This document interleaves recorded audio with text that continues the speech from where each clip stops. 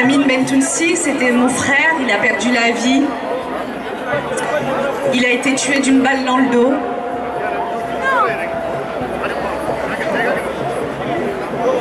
Il y a 3 ans de cela. On a voulu le rendre coupable à titre posthume de sa propre mort. Et je me suis dit que c'était pas possible. C'était pas possible en tant que sœur, en tant que mère, mon fils qui est là à présent. C'est pour lui que je me bats, pour vos enfants, pour la génération à venir, puisque ça fait 10 ans, ça fait 30 ans que ça dure. Et maintenant, on en a marre. Maintenant, il faut que ça s'arrête. Il faut que ça s'arrête. Il faut que ces policiers soient condamnés. Il faut que ces policiers, quand ils commettent des crimes et des violences policières, soient condamnés. Et aujourd'hui, en France, ce n'est pas le cas. Donc moi, ce que je vous demande aujourd'hui, c'est quand vous voyez une interpellation, même si vous savez qu'ils ne mourront pas entre les mains de la police, mais qu'il y a une possibilité quand on est noir ou arabe de mourir entre les mains de la police, filmez. Restez là, soyez courageux et ne vous laissez plus faire. Quand vos enfants subissent la violence de ces mêmes policiers qui sont censés nous protéger, attaquez-les en justice, allez jusqu'au bout. Parce qu'à force de se laisser faire, à force de déni de justice, à force d'injustice, à force d'impunité, ils continuent à nous tuer à petit feu. Donc aujourd'hui, pour mon frère qui est mort et qui ne reviendra plus, paix à son âme, pour mon fils, pour vos enfants, pour nos frères, pour cette nouvelle génération, battons-nous. Et urgence, notre police assassine. Merci. Même pour ceux qui ne la connaissent pas.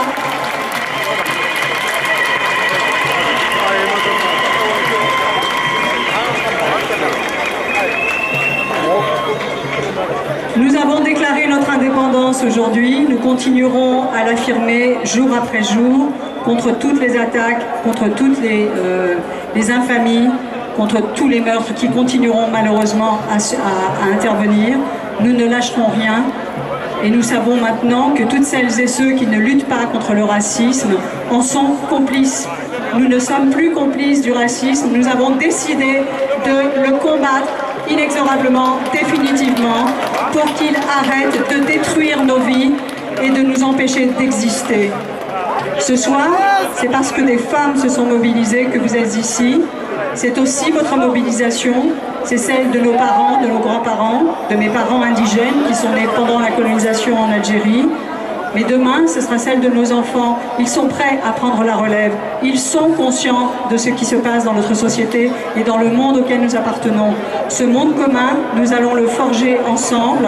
Et nous allons le forger parce que nous sommes conscients de notre dignité, parce que nous sommes conscients de notre pouvoir, de notre puissance d'agir, et que plus rien ne peut l'arrêter.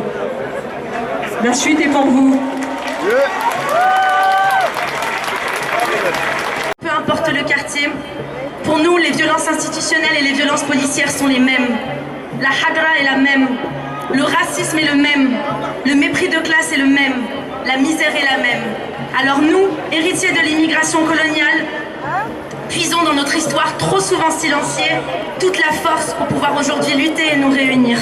On a réussi, les 60 femmes de la MAFED, à s'organiser pour pouvoir rendre honneur aussi à nos grands-parents, à nos parents qui ont résisté dans leur statut de dominés que la France a voulu soumettre. On s'est organisé grâce à eux aussi. Une pensée à mes frères et sœurs qui ont fait des kilomètres ces derniers jours pour être présents aujourd'hui. Vous savez, dans toute la France, des formidables réseaux de solidarité se sont organisés. Des gens ont mis en œuvre pendant des mois des brocantes, ont fait appel à des dons pour qu'en fait, les personnes qui sont les moins privilégiées, les plus précaires puissent être là. Parce qu'un aller-retour à Paris, ça coûte cher. Et du coup, une formidable solidarité s'est mise en place. Donc, une pensée pour eux.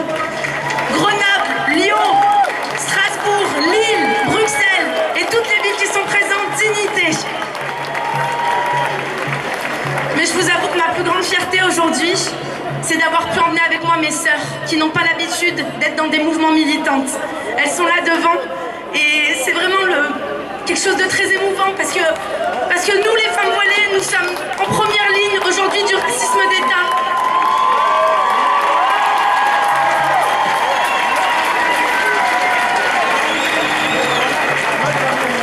La France, elle brandit un islamo-fantasme pour mieux cacher ses problèmes. Elle est là à nous montrer du doigt comme si nous étions l'incarnation de tous les mots français.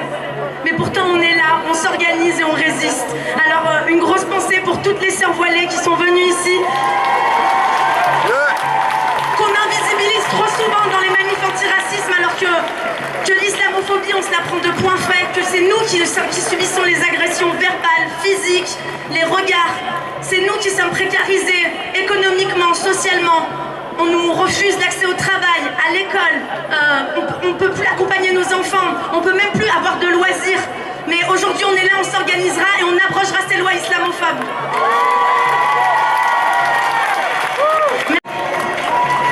Bonsoir Bastille! Merci à tous de vous être déplacés. Merci d'être venus jusqu'à Paris. Je sais qu'il y a des villes de province qui sont représentées ici ce soir. La province est là? J'espère qu'on est parti de tous les coins de France et même des Outre-mer.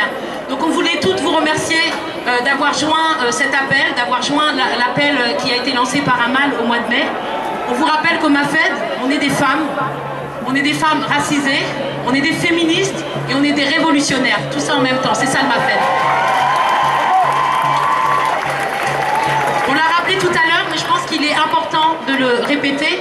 Aujourd'hui, on n'a pas marché pour la dignité, on a marché avec dignité. On est venu rappeler à Paris, on est venu rappeler à la France entière que la dignité, c'est-à-dire l'humanité, ne nous a jamais quittés. Ne nous a jamais quittés. Vous avez vu comment ils parlent de nous? Vous avez vu ce qu'ils font de nous? Vous avez vu comment ils nous tuent? Vous avez vu comment ils nous discriminent? C'est pour tout ça qu'on s'est concentré aujourd'hui et qu'on s'est rassemblés pour rappeler à la France que ça suffit, ça ne se passera plus comme ça s'est passé dans le passé et dans les siècles qui ont précédé. C'est pour ça qu'on est là aujourd'hui, on vous remercie. On rappelle que le MAFED, il lutte contre le racisme de manière indépendante, il lutte contre la négrophobie, il lutte contre l'islamophobie, il lutte contre la romophobie. Voilà, c'est pour ça. Tous ensemble, on aura toujours plus de poids.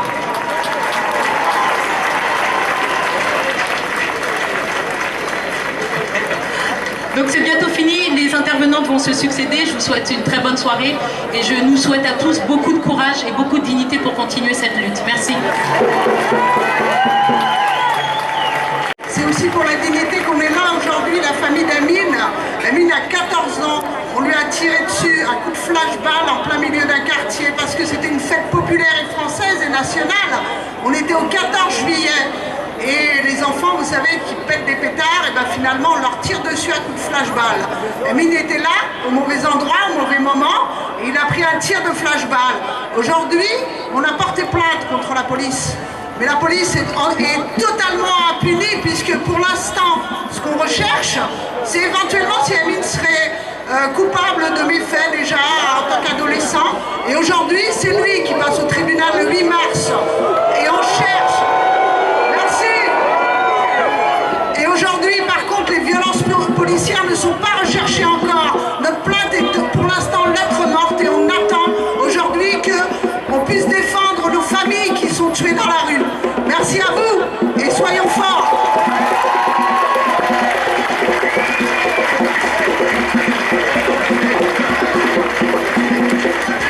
Justice pour Amine, justice pour toutes. Justice pour tous, justice pour Amine. On nous dit souvent que nous sommes les premiers, mais nous nous tenons sur les épaules de nos ancêtres esclaves, insurgés, rebelles, à tout marauds, morts sans sépulture. Nous nous tenons sur les épaules de nos ancêtres colonisés, insurgés, rebelles, révoltés. Nous nous tenons sur les épaules de nos ancêtres travailleurs immigrés, grévistes, insurgés, révoltés. Nous nous tenons sur les épaules de nos ancêtres, de toutes ces femmes qui n'ont cessé de lutter et de s'insurger. Alors, évidemment, nous avons une longue histoire qu'on veut nous enlever. Avec elle, avec eux, dont le souvenir nous anime, nous ne voulons plus assister aujourd'hui, nous contenter d'assister à la politique des autres, au piétinement des autres, aux compromissions des autres. L'heure de nous-mêmes a sonné. Anti-négrophobie, merci de faire du bruit. Ok. Bon, le concert, c'est pas maintenant, mais en tout cas, en 3 minutes, juste vous dire déjà, merci d'être là pour vous, parce que c'est pas pour nous, on est là pour combattre ensemble. Donc, première chose. Deuxième chose, j'aurais tellement de choses à vous dire, mais je pourrais pas vous convaincre en 3 minutes. Donc, je tenais à vous dire que notre combat, c'est pas une simple lutte contre le racisme, c'est une lutte décoloniale. On est là pour décoloniser les esprits, décoloniser les imaginaires que la France a pollués, que l'Occident a pollué, que l'impérialisme a pollué. Je tenais à vous dire une chose, qu'on est contre la fable des pays des droits de l'homme. Parce que lorsque l'on dit pays des droits de l'homme, il faut qu'on sache qu'il y a 2 revers d'une même médaille. Il y a d'un côté le Dr Jekyll, de l'autre le Mr Hyde. Donc quand je dis pays des droits de l'homme, il faut savoir qu'il y a la France-Afrique qui va avec. Il faut savoir qu'il y a la colonisation qui va avec. Il faut savoir qu'il y a l'esclavage qui va avec. Il faut savoir qu'il y a crime contre l'humanité qui va avec. Donc lorsque l'on dit qu'on se bat pour notre dignité, on se bat contre l'injustice. Et la France est au peloton de tête de cette injustice. Vous voyez ce que je veux dire? Il faut savoir que lorsque la justice dit qu'elle rend la justice, c'est juste parce qu'elle s'appelle justice. Mais en vérité, c'est cette même justice qui a fait le code noir, qui a réduit les noirs à l'état de bien meubles, qui a fait le code de l'indigénat.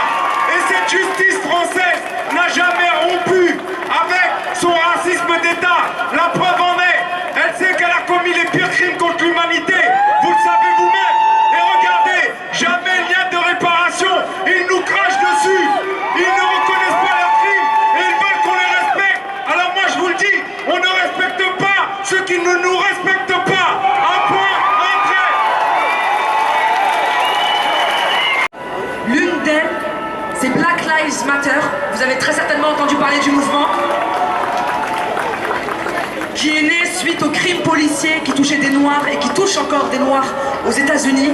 Il y a un certain nombre d'activistes qui ont lancé le slogan et qui ont lancé un mouvement Black Lives Matter.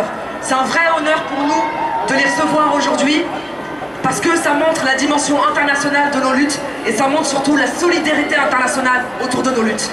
Je vous demande d'accueillir Maurice et Tenjiwe et c'est Françoise qui va assurer la traduction. Merci beaucoup, la traduction. Bonsoir Bastille. We come from North America to show solidarity with our sisters and our brothers in France. Nous venons des États-Unis pour montrer notre solidarité avec nos frères et nos sœurs de France. Because we recognize that the fight that we face against state violence, white supremacy and capitalism in the United States is the same fight that you face.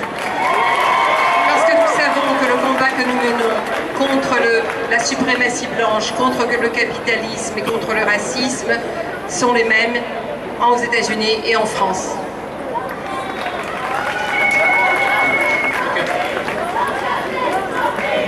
Yes. Yes, no justice, no peace. Yes. And we understand that if we want to be victorious in France, if we want to be victorious in the United States, if we want to be victorious in Africa, if we want to be victorious all over the world, we must join together as one and fight the same battle against the same enemy. No justice! No justice! No justice! No justice! No justice! From France to the US to all over the world, we tell them today we are rising up and together we will put an end to white supremacy, to capitalism, to sexism, to homophobia. Today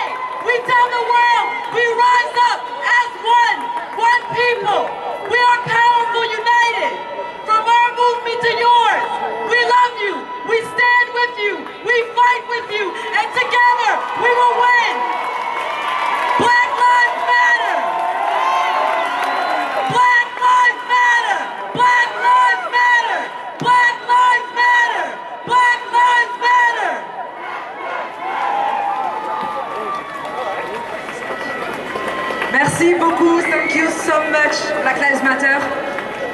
Je vais maintenant passer la parole à Saïd Bouamama, qui nous vient tout droit de Lille, avec le Front uni de l'immigration et des quartiers populaires, qui s'est grandement mobilisé pour cette marche de la dignité.